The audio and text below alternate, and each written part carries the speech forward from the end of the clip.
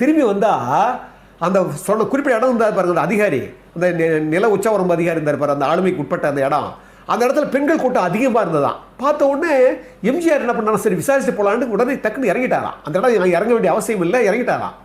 இறங்கிட்ட உடனே அந்த பெண்கள் எல்லாம் என்ன பண்ணியிருக்காங்க, இங்கே வந்து நேற்று வந்து புடவை கொடுக்குறேன்னு சொன்னாங்க, அதை கொடுக்க மறுத்துட்டாங்க இவங்க சொன்ன உடனே விசாரிக்கிறாரு. விசாரிச்சா அந்த அதிகாரி தான் அதை ஒத்துக்கலைன்னு சொன்ன உடனே பாருங்க முறைக்கிறாரா எம்ஜிஆர். ஏன் என் பேருக்கு என்னோட பேருக்கு ஒரு கெட்ட பேர் வாங்கி கொடுக்கலான்னு வந்திருக்கீங்களா அப்படின்ற மாதிரி முறைச்சி சொல்லிட்டு என்ன பண்ணாராம், நாளைக்கு வந்து எனக்கு முதல்ல வந்து என்னை பாருங்க அப்படின்னு சொல்லிட்டு என்ன பண்ணாராம், உடனே மேலே ஏறிட்டாராம் விசாரிச்சுட்டு.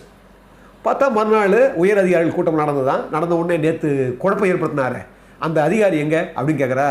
அந்த கூட்டத்தில் தான் உட்காந்துக்கிறாராம் அந்த இளம் அதிகாரி. எழுந்து தன்னிலை விளக்க சொன்னாராம், நான் ஏன் அப்படி பண்ணேன், எதுக்கு சொன்னேன் அப்படின்னு.